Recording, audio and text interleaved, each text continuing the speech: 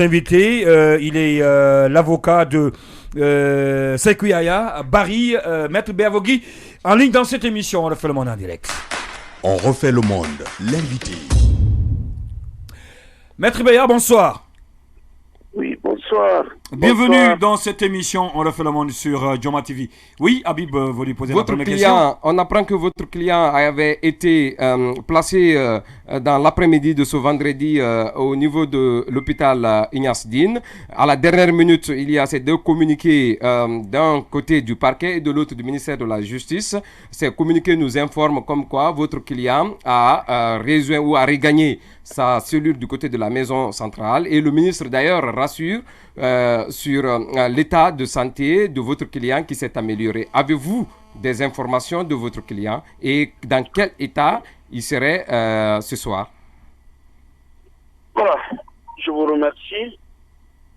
Effectivement, honorable Sekou Yaya Diallo, suite à un malaise, Sekou Yaya Barry, suite à un malaise, a été admis à l'hôpital Ignace Dine en début d'après-midi pour des soins.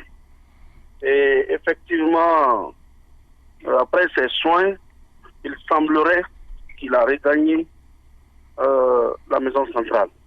Bon, moi-même, sur les réseaux sociaux, j'ai vu tout de suite un communiqué dans ce sens du parquet général. Bon, je voudrais tout de suite relever que peut-être on va me contredire, mais je pense que ce n'est pas le parquet général qui le poursuit, c'est le parquet d'instance qui le poursuit. C'est-à-dire que le procureur de la République près le tribunal de première instance de Dixine, c'est celui-là qui aurait dû faire le communiqué pour nous en dire plus. Parce que réellement, juridiquement et procéduralement, c'est le parquet d'instance qui poursuit notre client et qui doit veiller et sur sa sécurité et sur son état de santé.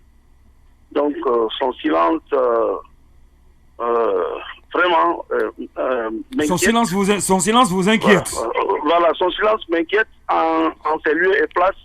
C'est le parquet général qui aurait fait un communiqué. Alors, nous sommes tous des juristes, nous sommes tous des professionnels. Je sais, on ne peut pas me prendre que le parquet d'instance est placé sous la direction, la subordination du parquet général.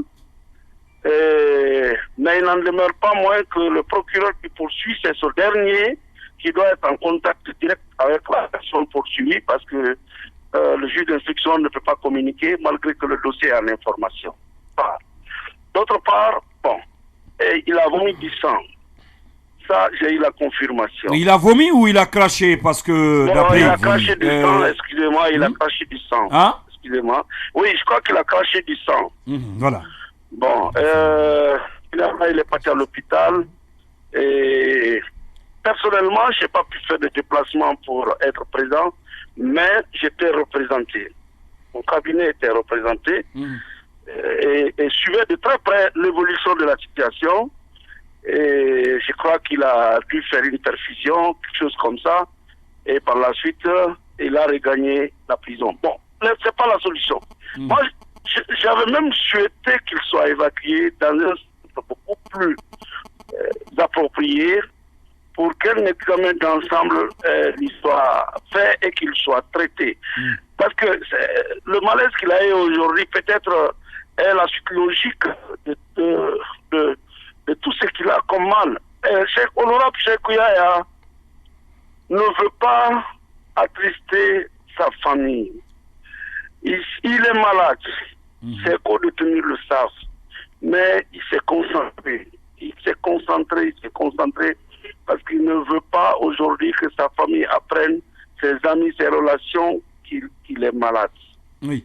Apparemment, il faisait du sport, des exercices physiques, et c'est suite à ça qu'il a fait malaise. À lire ce communiqué, est-ce qu'on peut penser qu'on est dans la banalisation? Non, je ne peux pas le dire. Je ne peux pas le dire. Je ne fais qu'un constat. Et soit dit de passage. Finalement, je crois que ce matin, il a eu de violents maux de tête. Parce que j'ai eu la chance de parler avec lui, il a eu de violents maux. Bien évidemment, quand il était à l'hôpital, j'ai parlé avec lui au téléphone. Donc, il a eu de violents maux de tête et il a effectivement craché du sang et on dit qu'on vient de le retourner en prison.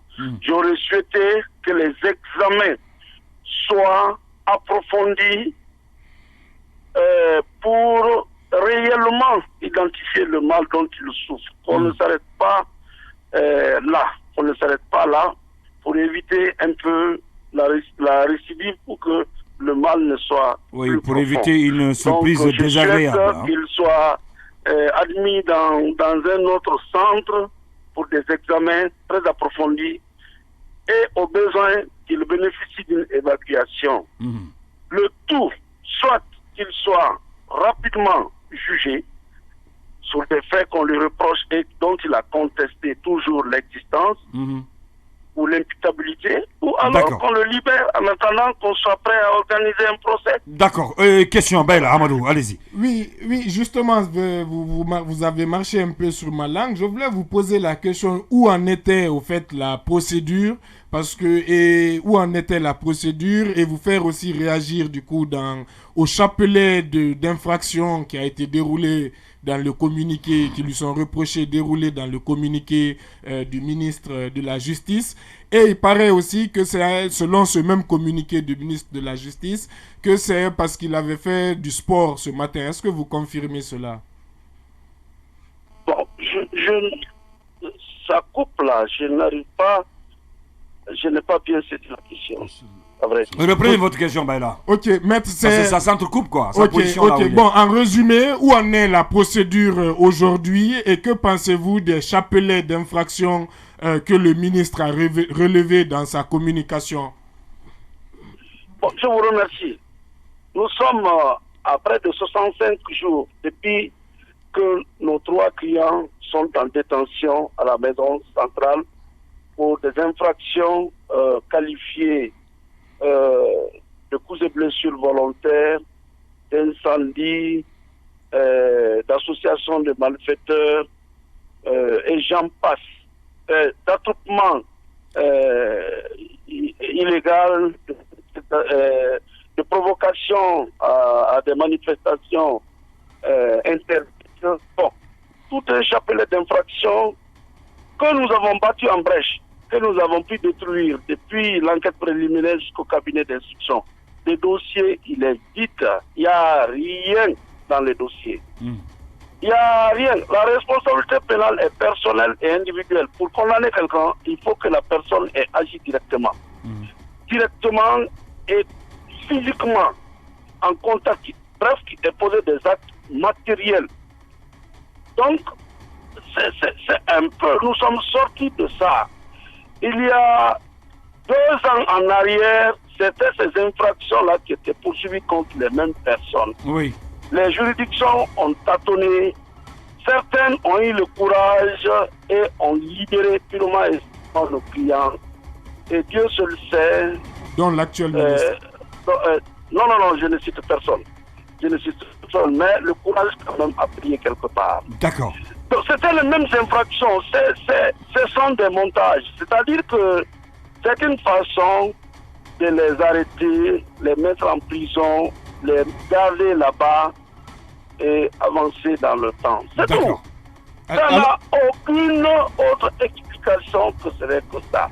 Ils ont été arrêtés certaines nuitamment, d'autres sans convocation. Et 65 jours suffisent pour sortir un dossier, aller devant un tribunal. D'accord. Si réellement on a la volonté de juger un dossier. Mais vous verrez. D'accord. C'est après peut-être 9 mois ou 10 mois, si je ne m'abuse, on va tenter d'organiser un procès pour la forme. C'est-à-dire quand on sera fatigué de les fatiguer, oui, on va organiser un procès pour les libérer. Maître... les condamner au tamis ou les relaxer, tout ça. Vraiment, je pense que la justice doit être juste. Voilà, la justice doit être juste. Maître Salifou Beyavogi, avocat, merci d'avoir accepté.